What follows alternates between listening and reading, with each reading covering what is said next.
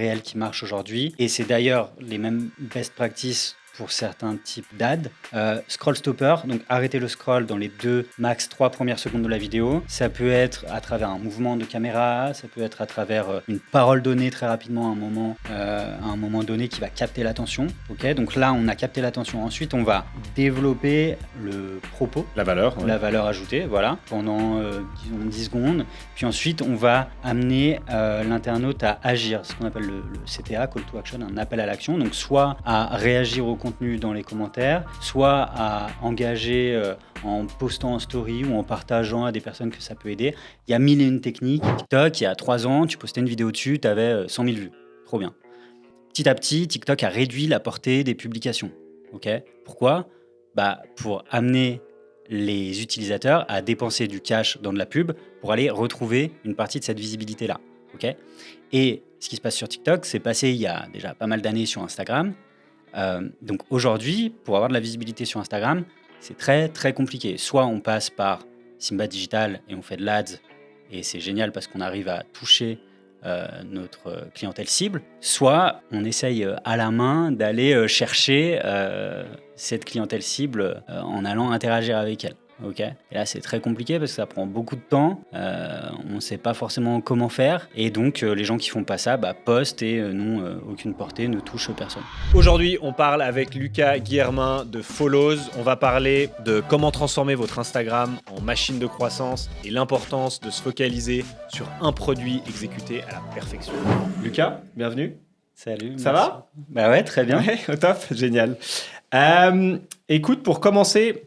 J'ai envie de te poser une question, parce qu'on n'a pas eu le temps d'en parler, ça n'a rien à voir avec ta boîte, avec l'entrepreneuriat, mais c'est juste que ça m'intéresse.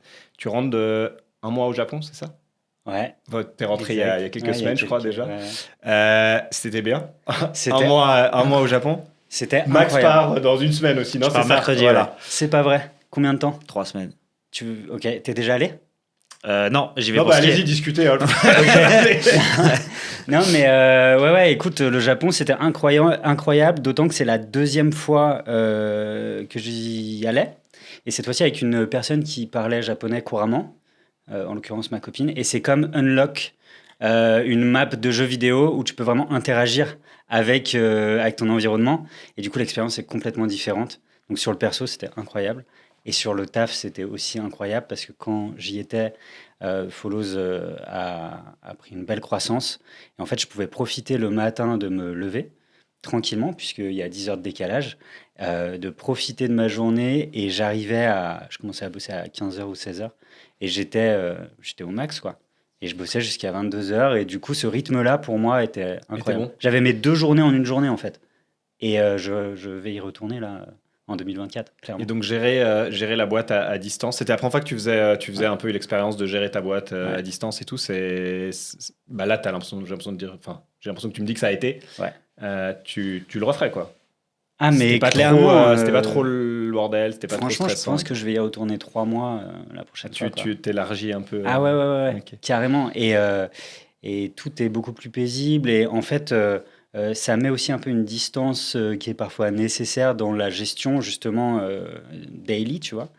Et donc, juste pour ça, c'est que du positif, quoi. Ouais. Vraiment, Max, je serais curieux d'avoir tes retours. Toi, c'est vacances, c'est un peu différent. J'y vais pour le ski, mais ouais, moi, c'est vacances pour le ski, mais j'adore aussi le Japon. Et je trouve toujours intéressant ce côté full remote, full remote ou remote durant une certaine période.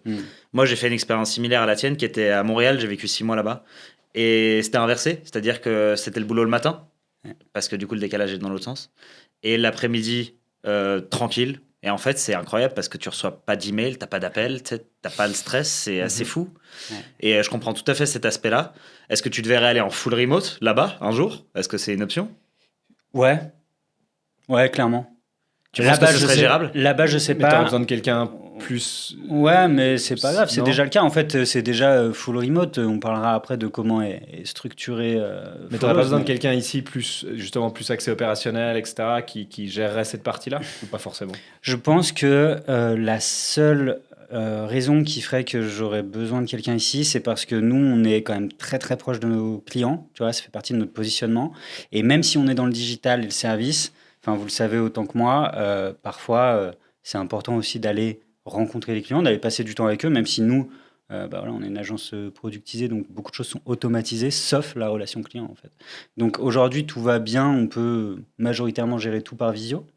Mais pour moi, c'est la seule raison Ça fait du bien des fois d'être de ici. faire ces rendez-vous et tout. Hein. Ouais, bah ouais. Moi, je trouve que c'est important. Donc, mais bon, tu vois, je pourrais très bien faire 6 mois là-bas, 6 mois ici, ou je sais pas, je trouverais une solution, quoi. Mais, ou alors prendre quelqu'un, mais j'aime bien, moi, quand même, garder le Faire ça. contact client. Ok. Le jour où tout sera full délégué chez Follows, on en parlait récemment avec un ami, moi, je voudrais garder la relation client. C'est le plus important, quoi. Ça, c'est hyper intéressant parce que C'est déjà vraiment le truc que tout le monde veut, tout le monde Ouais. veut s'en débarrasser.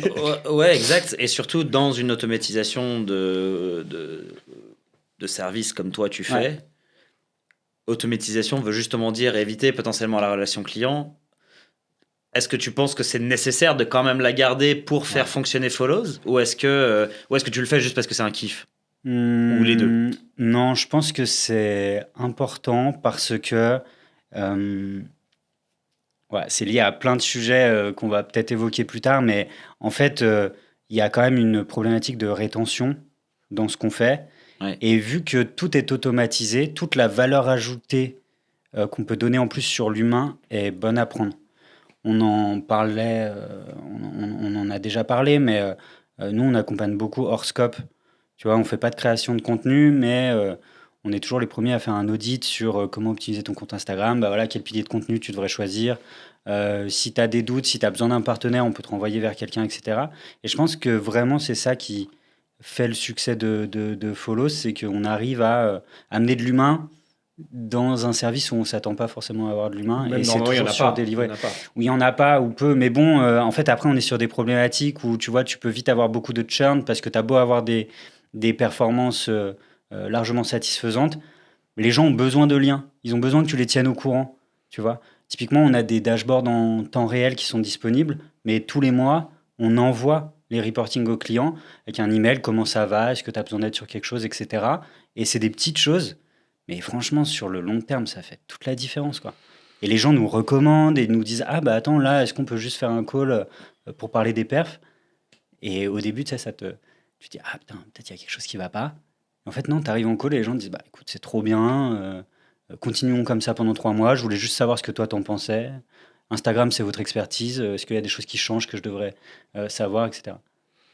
Est-ce que tu penses que Ouais. cette relation, au final, est plus importante que la performance que tu apportes au client? Non, parce que si tu as la meilleure relation client du monde, mais que ton service il est nul, bah tes clients ils vont pas rester en fait. Être sympa, ça paye pas le loyer, tu vois. Donc Enfin, c'est la combinaison mon des... avis. Alors, Ouais, je te retourne la question. Est-ce que la performance sans la relation client, ça peut marcher? ouais, clairement. Mais ça aura potentiellement un impact sur d'autres choses, d'autres KPIs au niveau de ton business, tu vois. Donc, la rétention client, ton taux d'acquisition client via la recommandation, tu vois, le bouche à oreille. Mhm. Nous, on marche beaucoup là-dessus. On a plusieurs canaux d'acquisition. Il y a LinkedIn, évidemment, avec de l'inbound, donc la création de contenu. Je suis présent tous les jours dessus. Il y a la prospection par email. Il y a la recommandation. Et voilà, donc ça, c'est les trois principaux canaux. Et je dirais qu'aujourd'hui, la recommandation, c'est 25%, quoi. Et ça, elle est générée par la relation client que tu Ouais, as. clairement. Parce que le fait de garder cette relation proche avec tes clients te permet de clairement. grossir ton network. Mais clairement, ce matin, j'ai reçu un message d'un client qui me disait, ah bah tiens, je te mets en contact avec un tel qui est directeur marketing chez tel grand groupe, en l'occurrence, donc trop bien, tu vois, pour les use cases. Et c'est une personne avec qui on a passé beaucoup de temps sur, bah, ok, comment tu devrais positionner ta stratégie de contenu pour 2024, etc. Chose qu'on n'était pas du tout obligé de faire. Mais en fait, il est venu nous demander parce qu'il a confiance en nous. On a pris le temps et derrière, il nous recommande. Et ça, c'est génial, quoi, tu vois. C'est ces petites choses-là qui nous font continuer ça. J'ai répondu à ta question? Oui, Ouais. totalement. Mais est-ce que c'est. Parce que Est-ce que c'est scalable, c'est un grand mot, mais est-ce que c'est viable sur le long terme de faire ça? Après, c'est do things that don't scale au début, mais est-ce que vous avez cette vision pour se dire, nous, ça va être notre truc et on l'aura tout le temps parce qu'en fait, on se débrouillera pour l'intégrer dans notre produit, ou est-ce que c'est un truc que vous voulez abandonner au fur et à... Enfin, tu disais avant, pas vraiment parce que tu voulais t'en occuper toi, mais que tu imagines même abandonner à un moment donné ou avoir un premium si tu veux cet accompagnement? Dur. T'as tellement mis le doigt sur la question sur la problématique du moment. Aujourd'hui, on a une 50aine de comptes sous gestion à peu près par mois, tu vois, ça fluctue. Des fois, c'est un peu moins, des fois, c'est un peu plus. L'objectif pour fin 2024, c'est d'avoir 100 clients récurrents, mensuels. Ok. Impossible de tenir cette exigence-là sur 100 clients récurrents mensuels. Donc, soit il faut recruter, ce qui est possible. C'est quelque chose à laquelle je suis en train de réfléchir. Soit on ne pourra pas tenir le rythme, clairement, parce que ça ne scalera pas et je vais finir en burn-out si c'est le cas. Tu vois. Ou tu n'offres que le service, tu n'as pas ce service on va dire, humain derrière, etc. Bah là, on a... T'es obligé de l'abandonner d'une certaine manière. Oui, c'est vrai. Là, on vient de détendre un peu notre gamme d'offres où on a mis dans l'offre premium l'assistance directe par WhatsApp s'il y a la moindre question, etc. Ça, c'est un premium que tu payes pour avoir ça, c'est ça? Ok. Ouais. Mais qui est quelque chose qu'on proposait avant, voilà, dans tous les cas. Avec la croissance, on a été obligé de séparer le service. J'attends de voir concrètement. Qui prend ça. Concrètement. Et puis surtout de ne pas le faire quand la personne ne l'a pas pris, c'est toujours compliqué parce qu'on le sait tous. Ouais, c'est ça qui est dur, c'est que, en tout cas, dans notre culture, dans notre marché, cette relation-là, elle est un peu prise comme acquise. C'est-à-dire qu'une fois que tu as ouvert une relation avec quelqu'un, si d'un coup tu lui dis, en fait, il faut que tu payes pour cette relation-là, c'est hyper presque vexant, quoi. C'est un réel truc, hein. On y a beaucoup réfléchi aussi, comment tu gères justement. Parce qu'il y a des clients qui sont plus demandants que d'autres aussi. Il y en a qui te parlent une fois tous les 3 mois, ils sont très contents et ils sont ravis. Il y en a, s'ils ne t'appellent pas tous les jours, il y a un problème. C'est clair. Et du coup, tu dois réussir à gérer cette relation-là. Et là, je trouve que nous, on a par exemple peut-être plus de besoin de discuter avec le client de par ce qu'on fait. Toi, en l'occurrence, moins. Donc, pour moi, c'est un peu un luxe que tu as justement de pas nécessairement avoir besoin de leur parler pour pouvoir fournir ton service, ce qui est assez cool, mais tu continues quand même à le faire. Donc, ce qui est curieux, et je trouve ça hyper intéressant. Alors, à noter, je le fais pas avec la 50aine de clients qu'on a tous les mois. Hein. Non, bien sûr. Mais voilà, on reste disponible. En fait, on montre à nos clients que s'ils ont besoin, on est disponible. Et une fois par mois, quand on envoie les perfs, voilà, si tu as besoin de parler de quelque chose... Des fois, rien que de le dire, tu dis, OK, cette personne, elle est dispo si jamais j'ai besoin, et au moins, tu sais que tu as une porte ouverte. Quoi. Exactement. Okay. On va revenir sur Follows, et tu vas nous l'expliquer beaucoup mieux que je vais le faire maintenant, mais en gros, le principe, c'est d'automatiser l'acquisition de followers qualifiés sur Instagram. Ouais. Voilà, tu l'expliqueras peut-être plus en détail après. La question, c'est surtout aujourd'hui, selon toi, et comment tu vois la chose aujourd'hui, à quel point ça reste important ou utile de faire grandir une base de followers sur un réseau comme Instagram ou un autre, mais là on va parler d'Instagram vu que c'est votre spécialité. À quel point aujourd'hui c'est important, pourquoi ça l'est, est-ce que ça va le rester, c'est quoi un peu ta vision là-dessus? Ok, alors il y a plusieurs points dans ta question. Je vais essayer d'y répondre au mieux. Dans tous les cas, avoir une communauté avec laquelle tu peux échanger, que tu sois une entreprise qui vend un service ou une personne qui développe son personal branding, c'est important pour plusieurs raisons. La première, c'est déjà pour vendre ton offre ou ton service à des personnes qui croient en ce que tu fais, tu vois. La deuxième, c'est de pouvoir avoir du feedback client si on est sur du produit, par exemple, pour améliorer ton offre, ton produit X, Y, Z. La troisième, c'est qu'aujourd'hui, avoir des communautés sur différents réseaux sociaux, c'est hyper important parce qu'on est de plus en plus dans des stratégies multicanales, tu vois. Donc, tu vas typiquement aller, faire de l'ADS sur LinkedIn, ensuite retoucher ta cible via ton contenu peut-être un peu plus storytellé, adapté au code d'Instagram. Et puis derrière, tu vas le retoucher avec XY touchpoint. Et c'est ça qui va l'amener dans le funnel de conversion jusqu'à l'acte final, tu vois, que ce soit un achat, que ce soit, je sais pas, un test, peu importe. Euh, donc aujourd'hui, en fait, je vois pas comment on pourrait faire grandir son business en ligne si c'est une priorité évidemment pour la marque, le client, tu vois, sans avoir ça en tête, quoi, faire croître une communauté. Ça, c'est la première chose. La deuxième chose, ce qui est un peu la base, quoi. Mhm. En fait, sans communauté, tu fais rien, quoi. Tu parles à personne, tu vends rien, t'as pas de feedback, t'avances à l'aveugle, quoi. Ça, c'est la première chose. La deuxième chose, c'est que techniquement, et c'est un peu le business model des réseaux sociaux, au début, on te donne énormément de portée. On prend TikTok, par exemple. TikTok, il y a 3 ans, tu postais une vidéo dessus, tu avais 100 000 vues. Trop bien. Petit à petit, TikTok a réduit la portée des publications. Ok. Pourquoi? Pour amener les utilisateurs à dépenser du cash dans de la pub pour aller retrouver une partie de cette visibilité-là. Ok. Et ce qui se passe sur TikTok, c'est passé il y a déjà pas mal d'années sur Instagram. Donc aujourd'hui, pour avoir de la visibilité sur Instagram, c'est très très compliqué. Soit on passe par Simba Digital et on fait de l'ads, et c'est génial parce qu'on arrive à toucher notre clientèle cible. Soit on essaye à la main d'aller chercher cette clientèle cible en allant interagir avec elle. Ok. Et là, c'est très compliqué parce que ça prend beaucoup de temps. On ne sait pas forcément comment faire. Et donc, les gens qui font pas ça postent et n'ont aucune portée, ne touchent personne. C'est là que Follows intervient, mais on reviendra peut-être dessus ensuite.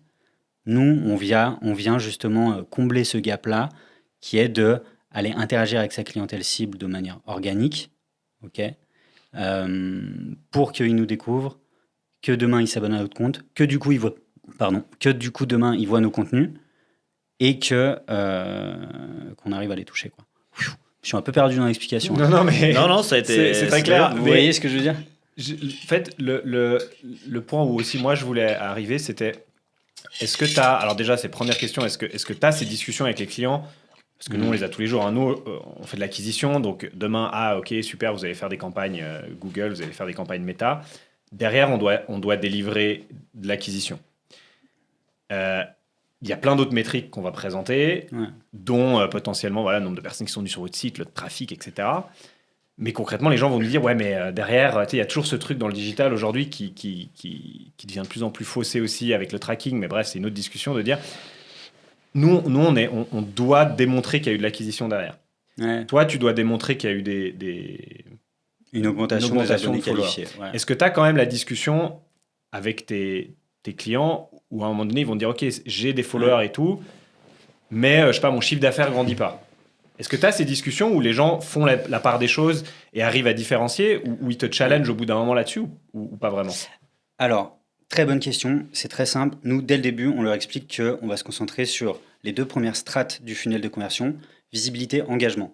La conversion, on ne s'engage jamais dessus. On ne dit jamais tu vas faire plus 20% de CA, plus 200 clients, parce que c'est lié à des variables qui sont hors de notre contrôle et qui passent notamment par la création de contenu, le positionnement de l'offre, etc., etc.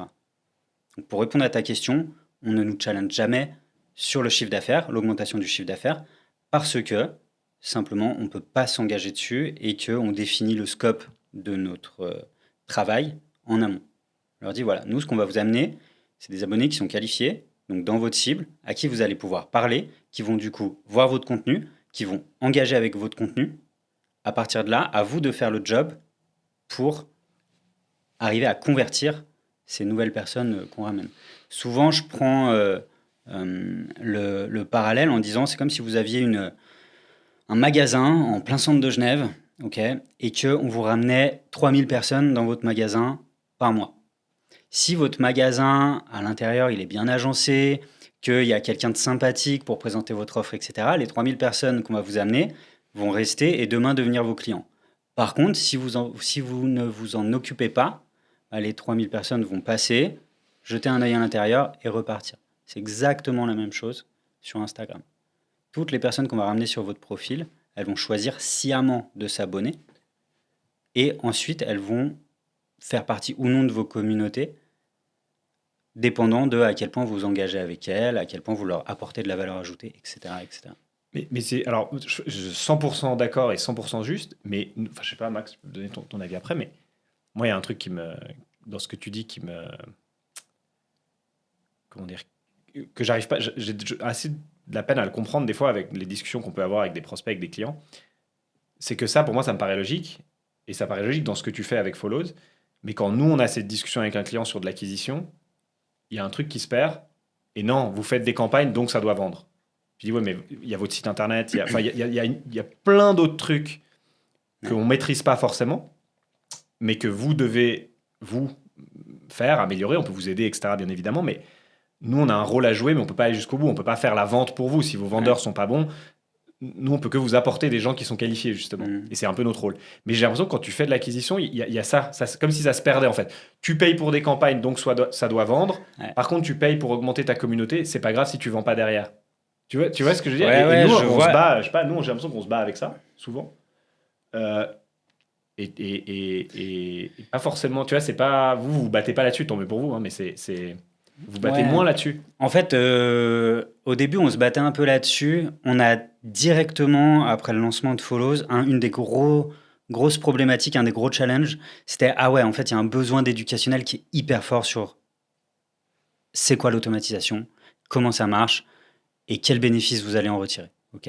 Et donc, du coup, dans cette grosse problématique-là, on est allé éclaircir toutes les interrogations des prospects en même temps. Donc, nous, ce qu'on fait, et c'est marqué en gros, notre proposition de valeur sur le site de Follows, c'est obtenez 3 fois plus d'abonnés qualifiés. On automatise secrètement votre acquisition d'abonnés, clé en main. That's it. Tu vois, on s'arrête là. Quand on a des prospects en call, on leur explique, donc funnel de conversion, visibilité, engagement, conversion. On promet rien, ça va avoir un impact positif dessus, mais sachez que c'est vous qui avez le contrôle dessus. Ok ? Si on a des questions, on a des case studies à disposition selon la niche, le domaine du prospect avec lequel on parle. On sait très bien que ce qu'on fait avec Follows a un impact sur le business positif, mais si tu veux, on s'engage pas dessus. Donc en plus, il y a un double bénéfice qui est on under-promise, over-deliver. Tu vois, quand on a, je sais pas, un studio de yoga, par exemple, à Genève, sur lequel on s'engage pas sur le fait que toutes les personnes qui vont s'abonner à son compte demain vont devenir ses clients dans son cours. Mais que par la force des choses, en fait, en lui donnant toute cette visibilité d'un coup, à la rentrée, ses cours, ils sont blindés. En fait, elle est super contente. Et parce qu'on a bien mis les choses au clair dès le début, en fait, c'est que bénéfique. Il faut aussi savoir que on apporte beaucoup de valeur ajoutée dans le premier mois d'abonnement à nos clients à travers une séquence d'onboarding qu'on a mis en place. On a automatisé beaucoup de choses chez Follows, et ça, notamment, c'est un des points sur lesquels on travaille tout le temps. Je viens de sortir la version 18 là, de l'onboarding en 1 an, où en fait, il y a un email qui s'envoie en disant voilà, là, on vient de commencer ta campagne. Voilà ce qui va se passer, donc phase d'échauffement. Ensuite, on va pouvoir optimiser les comptes cibles, donc les audiences avec lesquelles on va parler, pour ne garder que les plus intéressantes pour toi, sur lesquelles on va capitaliser. 10 jours plus tard, voilà, on vient de terminer cette phase-là. Hésite pas si tu as besoin de conseils ou si tu vois d'autres audiences qu'on pourrait aller cibler, etc. etc. En fait, on les accompagne tellement que c'est... Et on clarifie tellement les choses que on réduit, si tu veux, le risque d'avoir ces discussions. Ce genre de discussion. Et dans tous les cas, quand la question arrive vers nous, tout simplement, on leur rappelle que ce qu'on s'est dit avant. Tu vois, donc, on a un référentiel commun, si tu veux. Et si on voit qu'il y a un besoin qui est fort de... Non, mais en fait, moi, là, ce que je veux, c'est avoir une campagne de conversion, tu vois, typiquement. Pas de souci, en fait, on a des gens vers qui te renvoyer et on est sûr qu'en discutant avec eux, tu vas résoudre ta problématique. Tu vois, donc on a toujours essayé de... tu vois, c'est comme l'orangina, tu vois, avec la pulpe. Si tu veux. Où tu vas alors, vas-y. À la base, si l'orangina avec la pulpe, à la base, la pulpe, okay. C'est pas voulu. Et en fait, ça devient un truc cool. Là, c'est la même chose. On a essayé de faire d'une problématique un truc qui est bénéfique pour nous. Tu vois. Ok. Tu parles beaucoup d'acquisition de followers qualifiés. Ouais. dans un monde rempli de bots, de followers qui peuvent s'acquérir de mille et une façons différentes, comment est-ce que tu démontres que tes followers sont qualifiés?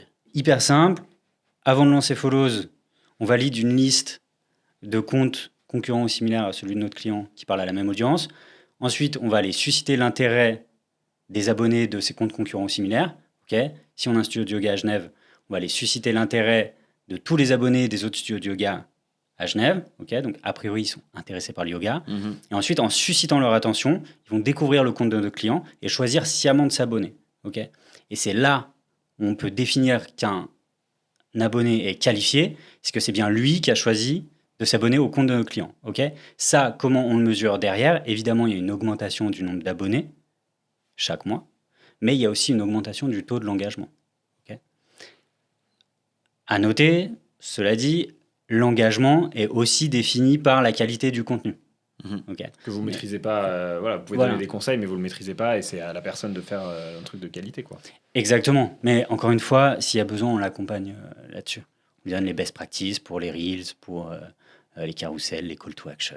Est-ce que vous choisissez de travailler qu'avec des clients qui ont déjà un peu de contenu et qui savent faire du contenu pas trop mal, ou est-ce que même s'il y a un client qui vient de commencer ou qui fait du contenu un peu moyen, est-ce que vous avez la possibilité de vendre la même solution, ou est-ce que vous dites là on peut essayer de faire le maximum pour toi, mais les 3000 personnes qui viennent dans ton magasin, là ils vont pas rester? Très bonne question. En fait, on refuse d'automatiser un compte qui a pas de bonne stratégie de contenu. Du coup, ce qu'on fait, c'est un prérequis. Ouais, c'est un prérequis. Donc, ce qu'on fait, quand on a un prospect qui vient et qui nous dit « je veux automatiser mon compte et je veux avoir de la croissance sur mon compte », on dit « ok, pas de souci, juste là, t'es pas prêt. » Nous, ce qu'on fait, c'est qu'on va t'envoyer un audit. Donc, dans les 48 à 72 heures, on lui envoie un audit qui lui dit « voilà comment optimiser ton compte, voilà le type de contenu que tu devrais faire, voilà les piliers de contenu que tu devrais suivre, reviens dans un mois. » Il revient dans un mois et on automatise le compte. Et jusqu'ici, c'est très bien. Et ça, vous avez déjà eu des cases où c'est arrivé et ça s'est bien passé? Ouais, clairement. La personne s'est motivée, elle a changé sa méthode de création de contenu et elle a suivi vos conseils? Ouais, clairement. On a un institut de beauté à Genève qui galérait sur la création de contenu, etc. On lui a dit, fais ci, fais ça, inspire-toi de ci, de ça. Elle l'a mis en place, on a automatisé et elle a explosé, quoi. Moi, je trouve toujours intéressant parce que pour moi, j'ai toujours considéré le nombre de followers comme une métrique de vanité. Parce que c'est très difficile de faire le lien entre nombre de followers et chiffre d'affaires, in fine. Et donc, typiquement, l'exemple de l'Institut de beauté, c'est intéressant comme case, ou même le studio yoga, c'est pareil. Est-ce qu'ils ont, et tu l'as déjà un peu dit avant, mais est-ce qu'ils ont vraiment ressenti, eux, de par l'augmentation des followers de leur compte, une amélioration de leur clientèle et de leur chiffre d'affaires derrière? Oui, clairement.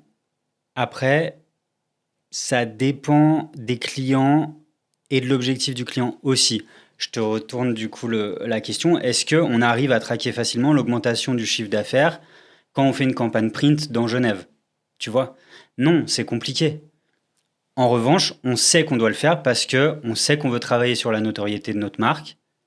Et donc, en l'occurrence, on va allouer un budget à investir pour l'année à venir dans cette solution. Et je pense que ça dépend aussi à quel stade t'en es. Tu vois ce que je veux dire? C'est, comme tu dis, tu vas peut-être pas faire du print jour 1 parce que tu as un petit budget et tu dis attends, je vais peut-être pas faire ça maintenant parce que j'ai d'autres choses qui peuvent me ramener du cash plus rapidement. Enfin, du cash dans le sens des clients plus rapidement. Et avec ce revenu-là, je vais pouvoir réinvestir dans d'autres trucs qui sont plus print, plus Instagram, on va dire visibilité et autres. Donc ça dépend aussi à quel moment tu te trouves et ce que tu es en train de faire. Parce que c'était intéressant, hier j'ai vu que vous avez signé il y a quelques jours, vous avez signé un client avec qui on discutait. Et c'est drôle, c'est drôle parce que c'est pas du tout, mais je trouve ça assez intéressant de voir en fait où nous on a eu des discussions avec eux par rapport à ce qu'ils voulaient faire. Je veux pas dire qui c'est, etc., mais de dire, je te dirai après. Je pense que je sais qui c'est. Et en fait, c'était de dire, nous on leur a proposé un plan où il y avait des objectifs, où ils nous ont dit, on veut faire ça et ça, on veut obtenir... on veut obtenir ces deux choses-là, on a deux objectifs, ok, parfait, les deux objectifs, pour nous, c'était clair qu'il fallait faire ça et ça, tu vois. C'était pour dire des campagnes sur, je sais même plus ce que c'était honnêtement, mais par exemple méta et de l'emailing derrière, parce que nurture ton truc.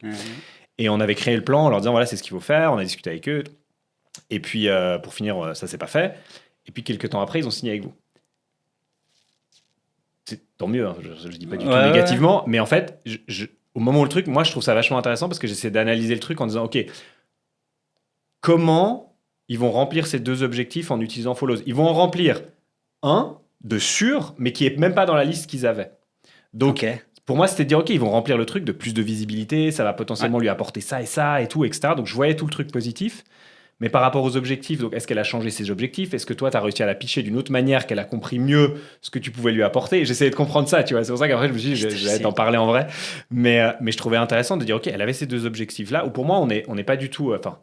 c'est pas du tout une compétition, dans le sens où nous, on apporte autre chose, toi, tu apportes autre chose. Clairement. Nos clients peuvent utiliser Follows, les clients de Follows peuvent utiliser... Pour moi, il n'y a pas de souci à ce niveau-là. Alors, je pense qu'il y avait des questions de budget, elle ne pouvait pas faire forcément les 2. Donc, elle en a choisi un, etc. Donc, voilà. Mais de dire, en fait... Comment, à quel moment, en fait, utiliser quoi? Nous, c'est aussi une partie éducationnelle. Hein, c'est de dire, nos clients, vous êtes... Bon, ça sert à rien qu'on fasse des campagnes aujourd'hui. Vous n'êtes pas prêts pour qu'on fasse des campagnes. Tu vois, comme toi, tu dis, vous n'êtes pas prêts à ce qu'on fasse de l'automatisation, etc. Ouais. Et à quel moment ils choisissent ça? Et c'est drôle de voir qu'on a énormément de... Et tant mieux, hein, alors, énormément, non. On a quelques clients en commun et beaucoup de prospects avec qui on est en train de discuter, vous les avez signés. Mais c'est et je dingue. me demande à quel moment, je te ferai la liste après, mais je me demande à quel moment ils vont, tu vois, le côté ads va devenir plus pertinent pour eux. Bref, c'est une autre discussion. Mais c'est intéressant de voir ça, tu vois, de dire, c'est petit aussi, c'est un petit marché, donc on a pas mal de trucs en commun.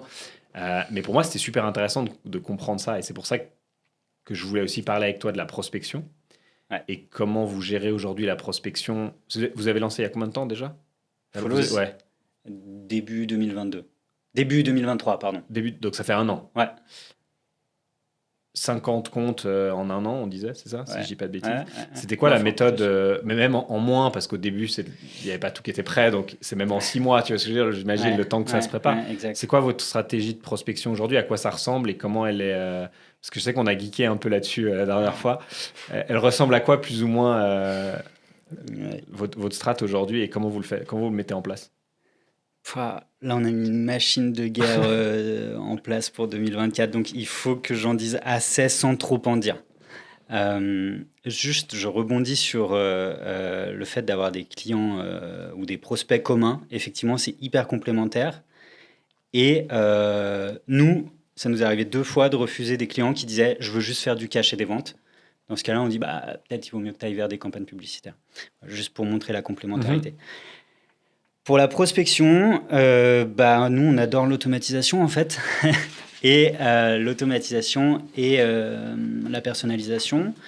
On a plusieurs canaux d'acquisition. J'ai dit qu'il y avait LinkedIn, donc de l'inbound. En fait, LinkedIn s'est beaucoup développé ces dernières années. Comme d'hab, en Suisse, on a parfois un petit peu de retard. C'est le cas, je pense, sur LinkedIn. Donc, il y avait de la place à prendre. Moi, c'est très simple. J'ai publié tous les jours depuis avril 2023 sur LinkedIn. Et ça me permet de générer, je dirais, une quinzaine de prospects par mois. Ok. Qui, eux, te contactent? Ouais. Ok. Et on a un bon taux de closing. Donc, l'inbound marketing. On a parlé tout à l'heure de la recommandation. On travaille beaucoup là-dessus. En fait, ça fait 3 mois qu'on bosse ensemble. Est-ce que tu considères qu'on a été utile et que tu es satisfait ou satisfaite? Oui, non. Oui, ok. Est-ce que tu penses qu'on pourrait aider d'autres gens? Sûrement... Pardon, ça tu l'as automatisé dans ton process. Ça veut dire qu'au bout de 3 mois, tu as un email qui part en disant est-ce que vous êtes satisfait? Il n'y a pas d'email automatique. C'est nous qui le faisons. C'est humain. Ok, ça c'est la partie humaine où tu dis ok, après 3 mois, tu sais que tu vas parler avec cette personne. Est-ce que tu es satisfait? Oui. Est-ce que tu as quelqu'un à me présenter? Exact. Mais c'est dans les process. Ouais, ok. Il y a beaucoup de choses qui sont processisées.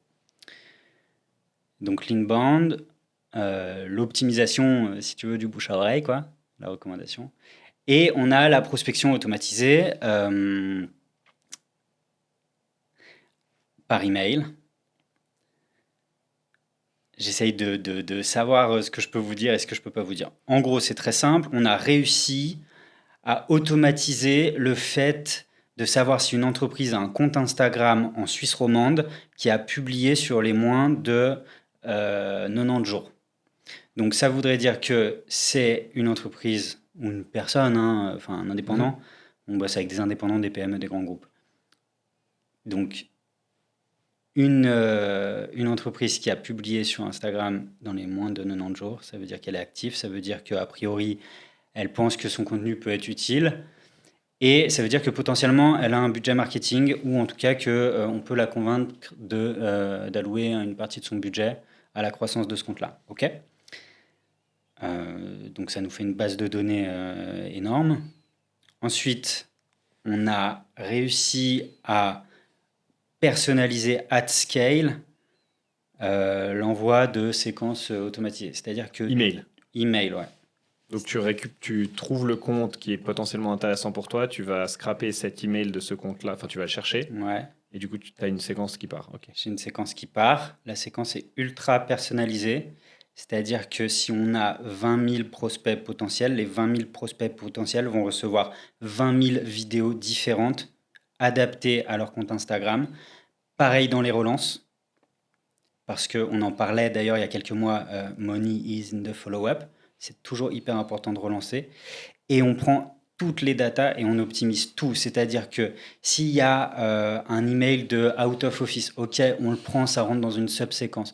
Tac, tac. Si on nous dit, on a évidemment un CRM qui est aux petits oignons. Donc si la personne nous dit, ah bah là, pas tout de suite pour travailler ensemble, mais pourquoi pas discuter en janvier 2025, bah, tu peux être sûr qu'en décembre 2025, tu vas recevoir un email de notre part qui va dire, bah, on avait discuté, voilà, est-ce que c'est toujours bon juste pour savoir si on peut vous aider ou si vous avez des questions d'ailleurs sur Instagram, on est dispo. Toujours très humain en fait dans l'approche. Donc voilà comment on fait la prospection et voilà ce qui va a priori nous aider à atteindre cet objectif de 100. Et le stack d'outils, c'est quoi? C'est Lemlist? Non, on est passé sur Instantly. Ok. Que je recommande parce que du coup, tu as... ok, là, on rentre un peu dans la technique, mais du coup... Non, mais juste non, le mais stack, je peux te si donner t'as pas envie de parler, c'est juste non, le non, stack mais d'outils. sans problème. De toute façon, toutes les infos sont C'est ce que, sur après, il faut Internet réussir à le auprès faire, hein, des c'est experts. l'exécution. C'est juste l'exécution, exactement. Moi, j'ai aucun problème avec... comme Follows, hein, pas de souci. Prenez l'idée. Après, par contre, arriver à avoir les performances qu'on a, le niveau de sécurité qu'on a et la rétention qu'on a. Et puis, à ce moment-là, bah, bravo à vous et on sera C'est deux ça, sur le exact. marché en Suisse, tu vois, il n'y a aucun problème. La stack d'outils. On passe en partie par Scrap.io, que je recommande, que tu connais et qui est, franchement, c'est incroyable ce qu'ils ont fait. C'est français d'ailleurs. Les deux cofondateurs, ouais, c'est français. C'est français et je vous recommande de suivre les deux cofondateurs sur LinkedIn. C'est hyper intéressant si vous voulez monter des SaaS et que vous codez un petit peu. C'est bon pour le micro, ouais. Donc Scrap.io. Ensuite, on utilise des API. Ensuite, on utilise Repliku, qui est une solution qui permet de faire des vidéos at scale avec un background différent selon le prospect. Donc il y a une vidéo, disons, générique et derrière, pour un compte Instagram, par exemple, tu vas recevoir la vidéo qu'on a faite avec ton compte Instagram et toi, Max, avec un compte Instagram différent. On parlait d'ultra-personnalisation tout à l'heure. Dans la vidéo que vous recevez, on a des différentes variables que je ne vais pas expliciter ici.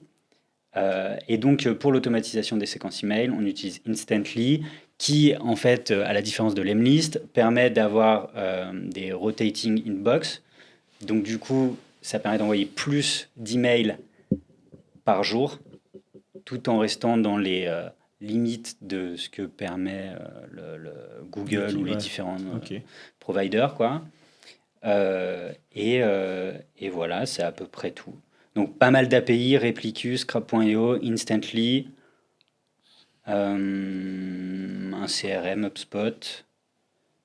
Et voilà, on utilise aussi beaucoup Zapier pour plein d'automatisation de plein de choses. Je crois que c'est tout, quoi. Ça fait déjà... C'est combien d'emails qui partent à peu près? Tu sais? Ouais, je sais, ouais. ça fait beaucoup d'emails, ouais. Mais aujourd'hui, vous faites quoi? Prospection suisse romande principalement ou... On est uniquement en Suisse romande. Ouais. Et en fait, on est les seuls aujourd'hui sur le marché à faire ça. Je pense que vous l'avez compris parce que ça nécessite quand même une certaine technicité. En Europe, il n'y a pas beaucoup d'agences qui le font d'ailleurs.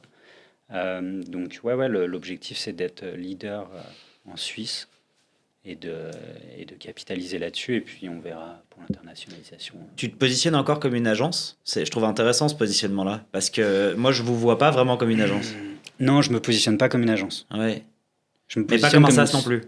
Non, exact. Mais il y avait Une un solution. terme, non? Il y a un terme, human. Non, comment ça s'appelle? Il y a des mecs qui sont venus avec un truc. Genre, Ah ouais, pas SaaS, Human as mais- a Service, genre. Ouais, un truc dans le genre, je sais plus comment ça Ouais. s'appelle, mais c'est genre. Demi-software Il y a as un a truc, ouais, Service. exact, un mix entre les deux. Non, mais il y avait une Ouais. boîte qui avait appelé ça et je trouvais vraiment cool, c'était high tech, high touch. C'était genre, en Ah gros, t'as de la ouais. tech, De ouf. mais t'as aussi le côté. Magnifique. Je trouvais ça pas mal. Mais je vais te le piquer.